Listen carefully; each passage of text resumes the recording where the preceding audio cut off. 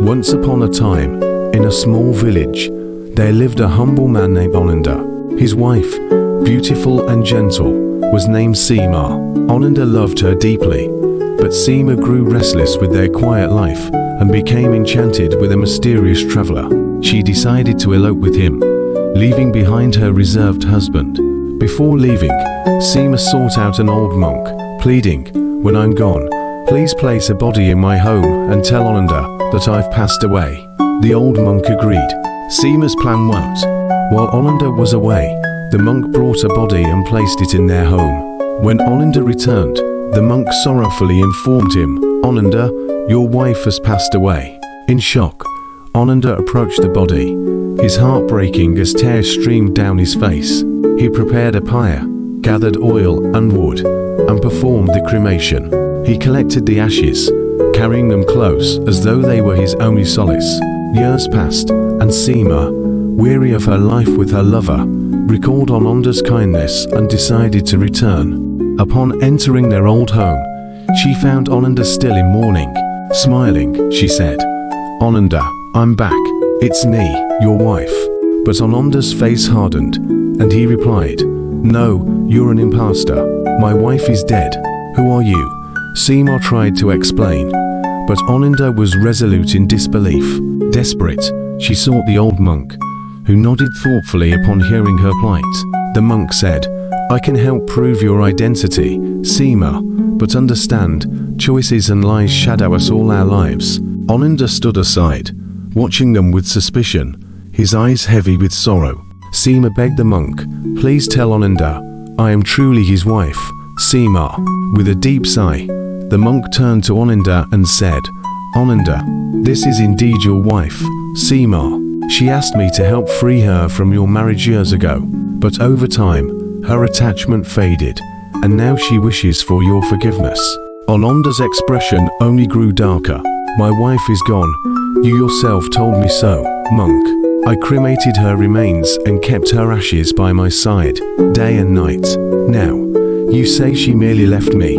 Was my pain, my mourning, all a lie?" The monk closed his eyes, perhaps regretting his part in this deception. After a pause, he spoke gently, "Ananda, love and grief are often illusions born of our attachment. I told you she was gone to ease her departure, and you, in your grief, clung to her ashes as though they were your only truth. Now, you're bound by anger. If you can forgive her, she can be your wife again. But if not, let her go and free yourself from this endless suffering." Ananda stood silent, emotions churning within him. He gazed at Seema, the woman he once loved, who was now the source of his anguish. Seema watched him, tears brimming, waiting for his answer. Finally, he spoke slowly, "4 years. I've suffered, living with your absence each day. If this is letting go, I have not yet succeeded. If we could start anew, my heart is already too wounded." The monk, seeing this, smiled gently and bowed. Every bond rises and falls with its own karma. Ananda, you may realize now that this attachment was itself a test. If you choose to let it go, it will be your liberation. If you accept it, you'll understand the strength of forgiveness. Ananda closed his eyes and considered the monk's words. After a long silence, he turned to Seema and said, "Go.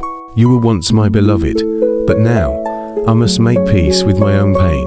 With a sorrowful sigh, Seema left in tears. As the monk turned to leave, Ananda asked, "How do I continue my path to truly let go of this pain?" The monk smiled and replied, "Look within your heart and seek the peace within. Do not be swayed by illusions of the world, nor burdened by the actions of others. Love or hate both are born of karma, and both will fade in time. One day, you'll find that quiet release within your soul." From that day forward, Ananda sat by the river each day in meditation until he reached a place of deep calm. Years later, he became a respected sage, having finally learned the path to inner peace. This story offers profound reflections on love, attachment, and self-redemption. Seema's search for excitement led her to betrayal, while Ananda's grief became a relentless prison. The monk, as a wise guide, revealed a fundamental life truth The authenticity of feelings lies not in others' actions, but in our own attachments. Ananda's suffering stemmed from clinging to the past, which entrapped him in sorrow, preventing inner peace. His journey from loss to enlightenment symbolizes how we can transcend dependence on others and the external world through self-awareness.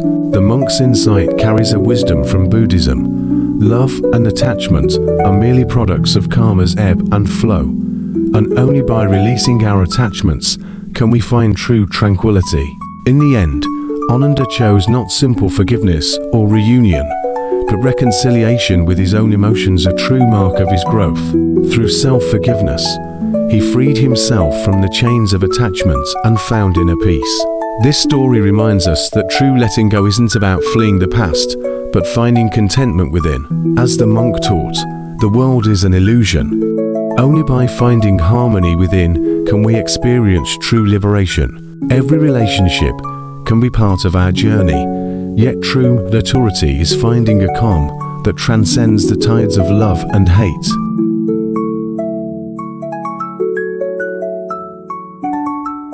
Pathways to inner peace. 1. Cultivating wisdom and virtue. Buddhist teachings emphasize that inner peace stems from the cultivation of wisdom and virtue. According to the Sakya tradition, the mind's true nature is pure, and it is the external distractions and illusions that lead to inner turmoil. By studying Buddhist principles and practicing Tibetan meditation, one can return to a state of innate purity, cutting off attachments and ultimately achieving peace and liberation. Daily practice suggestion. Dedicate 10 to 15 minutes each morning or evening to meditation or recitation of a mantra. Focus on your breath as you meditate, bringing your awareness inward. This simple morning and evening routine fosters wisdom and virtue, helping you remain clear-headed and composed in the face of life's challenges. 2. Self-reflection and inner harmony. Many Buddhist texts teach that true practice does not rely on external rules, but rather focuses on inner calm and balance. If one can find the deepest sense of calm within, one can achieve true harmony. This peace doesn't come from external conditions, but from self-reflection and inner cultivation. Daily practice suggestion. Spend a few minutes each night in simple introspection, reviewing the emotional fluctuations and reactions of the day. Gently acknowledge any negative feelings and release them, maintaining inner tranquility. Consistently practicing this nightly reflection will help you develop a more harmonious inner world and a steady mind. 3. Compassion and positive emotions. The Dalai Lama emphasizes that inner peace is closely tied to happiness.